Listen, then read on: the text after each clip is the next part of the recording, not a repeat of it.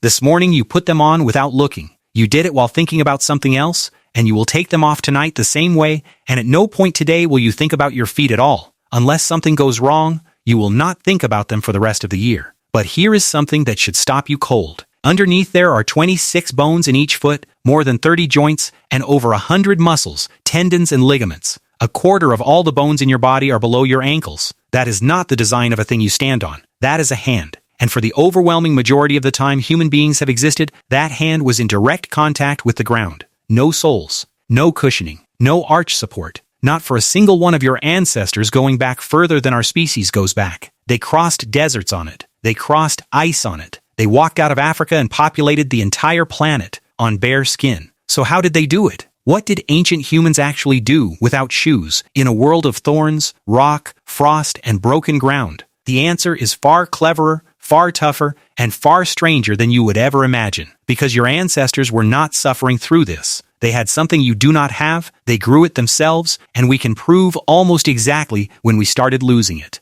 So let's go back to the beginning. Before leather, before sandals, before anything at all, they grew their own shoes. A foot that has never worn anything develops a thick, hard layer of callus across the sole. It builds slowly, over years, and it is genuinely tough. It handles hot stone, sharp gravel, and rough ground without damage, and it repairs itself constantly, for free. And here is the part that catches everybody out, because it is the exact opposite of what you would assume. That callus does not make the foot numb. Researchers have measured this directly, comparing people who have been barefoot their whole lives with people who wear shoes, and the hard sole transmits sensation to the nerves underneath almost perfectly. It is armor that you can still feel through. A shoe cannot do that. A rubber sole protects you by cutting the signal. Every step you take, your foot is reporting less about the ground than it was built to report, and your brain has spent your entire life working with that reduced picture. So the barefoot foot is not the weaker version. It is the finished one.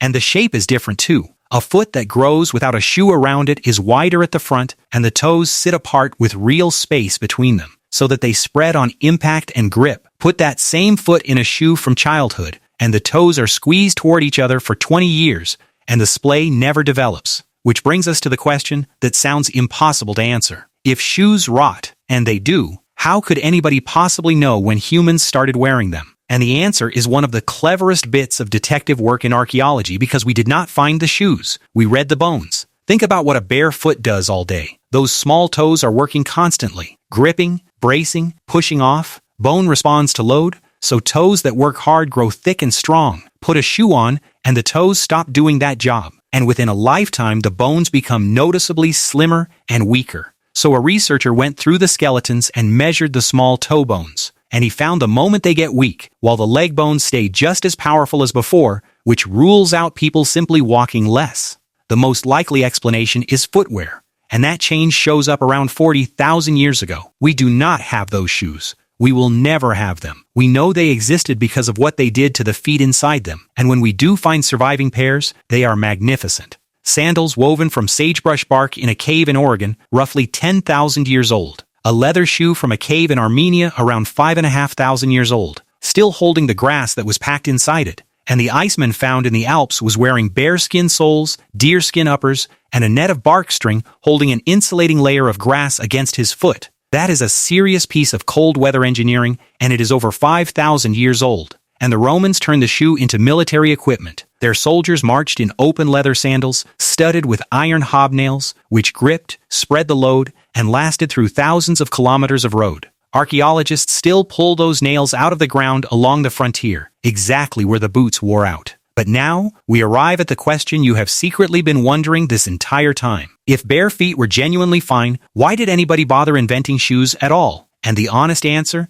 is that it was almost never about comfort. It was about three things. Cold, first, skin toughens, but it does not survive frostbite, and the moment humans pushed into freezing country, footwear stopped being optional. Second, what is in the ground? Bare feet in soil that people have contaminated is how you get hookworm, a parasite that enters straight through the skin of the foot and lives in the gut, and it made entire regions chronically anemic and exhausted. In the American South barely a century ago, that infection was so widespread that it was blamed for laziness. And the public health campaign that finally beat it had two instructions: build a proper toilet and put shoes on the children. which is the same story as the toilet video, arriving from the other direction. And third, status. Almost everywhere shoes appeared, they instantly became a way to show rank. Egyptian rulers had someone whose entire job was carrying their sandals. Across the ancient world, barefoot meant poor, enslaved, or in mourning. The shoe was never neutral. From the moment it existed, it announced what you were. So let's put you in that world and make it real. Imagine your feet at 14, having never worn anything. The sole is hard, pale and cracked at the heel, and you cannot remember it being any other way. Your toes are spread wide.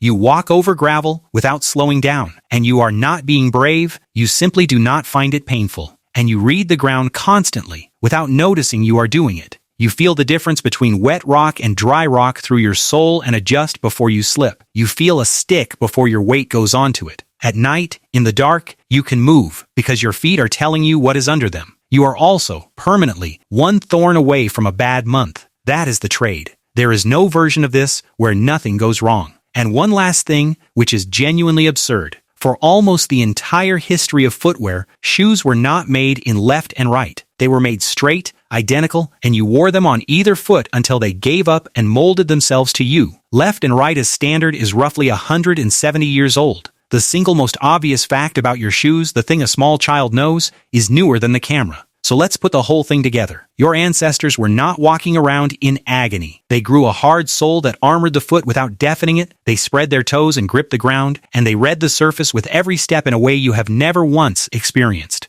When they finally did cover their feet, it was for frost, for parasites, and for showing other people who they were. And the whole story is written in a set of toe bones that got thinner 40,000 years ago. Which brings us back to this morning, and putting them on without looking. Half the world takes them off at the door and finds it unthinkable that anyone would walk through a home in the same soles they walk down the street in. The other half keeps them on all day and finds that fussy. Neither side thinks about it. Both learned it from adults who never explained it. So the next time you pull them off at the end of a long day and feel that particular relief, understand what you are actually feeling. That is not tiredness leaving. That is a hand. One that has 26 bones and spent the entire day inside a box, finally being allowed to touch something. Shoes did not protect your feet. They quietly replaced them.